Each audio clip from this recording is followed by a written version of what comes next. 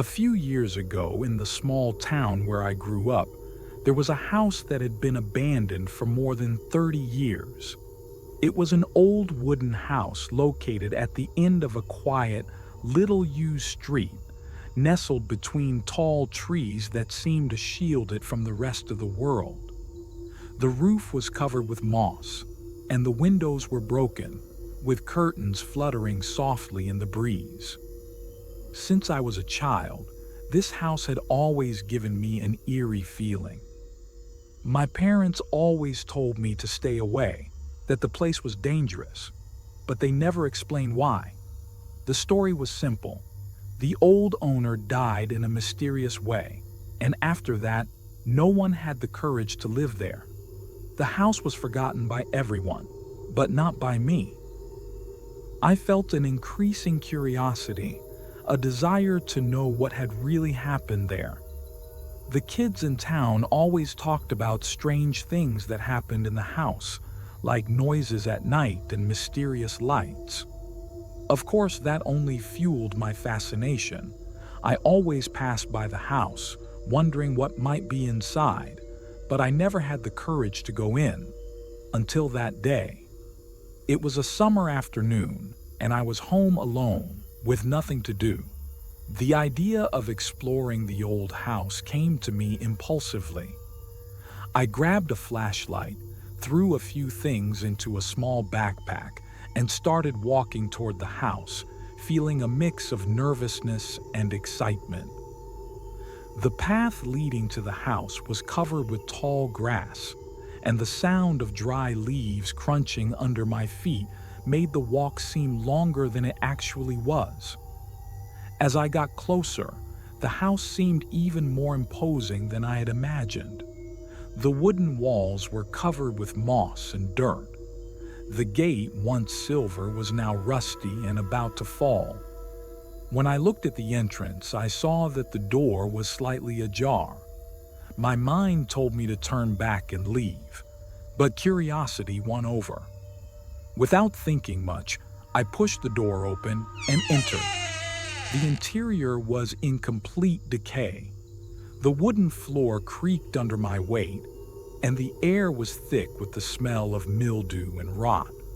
The first thing I noticed was that, despite the wear and tear, there were still old furniture and items left behind. An old armchair was pushed against the wall, covered in dust, and several picture frames were scattered on the floor, their glass shattered. I wandered around the ground floor for a while.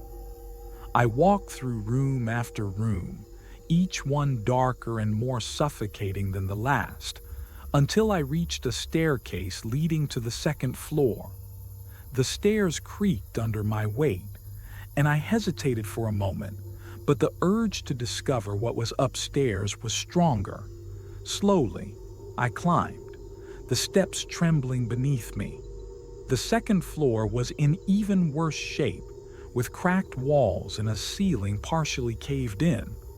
One of the rooms had an old bed with a torn mattress, covered with a thick layer of dust.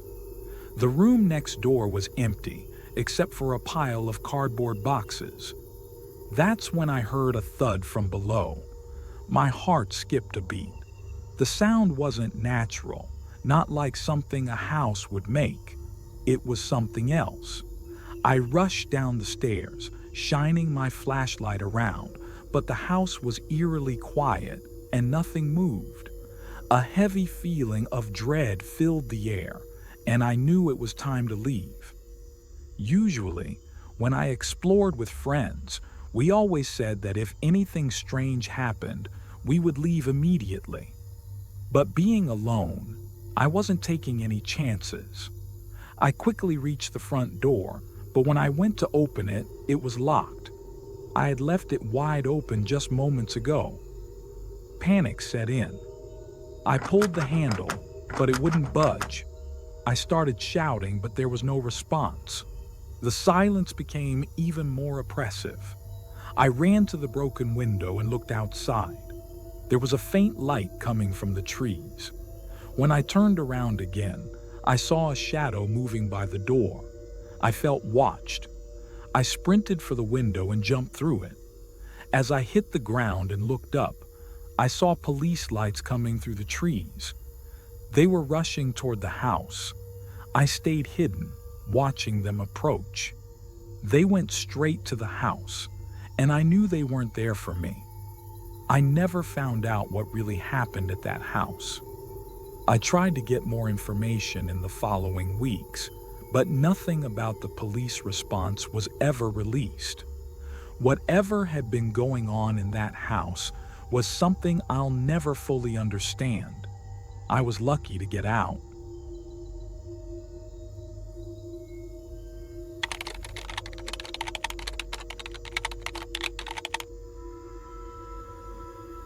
It was a Friday evening when my two best friends, Lucas and Andre, and I decided to do something different.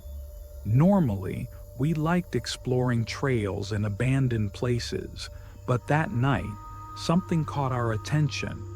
We had heard about an abandoned factory on the outskirts of the city. No one really knew when it had been decommissioned, but the place was enormous, and we were curious. We didn't have an exact address, but we found it on Google Maps and decided to check it out. We drove past the city limits, and soon, the flat land around us seemed to stretch forever. The factory appeared in the distance, much bigger than we had imagined. It was made of metal and concrete, with graffiti covering the walls. The surrounding area was deserted, and the atmosphere felt strange and oppressive. We parked the car a block away and walked the rest of the way, crossing over a chain-link fence that had clearly been cut open. We reached the main entrance, where the metal door was already open. Inside, the air was thick with the smell of rust and decay. The building seemed to sway slightly, creaking with every gust of wind. The only light we had was from our flashlights. The main room was filled with giant, rusted machinery, and narrow walkways wound between them. The place felt like a labyrinth of twisted metal and abandoned equipment. We wandered around the area for a while, taking in the eerie atmosphere, but something didn't feel right. As I made my way down a narrow hallway, I glanced over my shoulder and saw that one of my friends was no longer behind me. The hallway was empty. I called out their names but heard nothing in response. Then I heard footsteps, not from my friends, but from further down the hall. I hurried back to the door, opened it, and found no one there. I was confused. I called their names again, but no reply. The air felt heavy, and panic began to rise in my chest. Just as I turned around to leave, I heard footsteps again, this time coming from behind me. I whirled around, and there, standing in front of me, was a man. He was dirty, with long hair and a crazed look in his eyes. He ran at me as if he were going to tackle me. I slammed the door behind me and sprinted toward the exit. When I caught up with my friends, I was breathless and terrified. We rushed to the fence and left the factory behind. On the way back to the car, I explained what happened, but none of us could understand how that man had been hiding in there. Whatever was going on in that factory, it was far worse than we could have imagined. We never went back.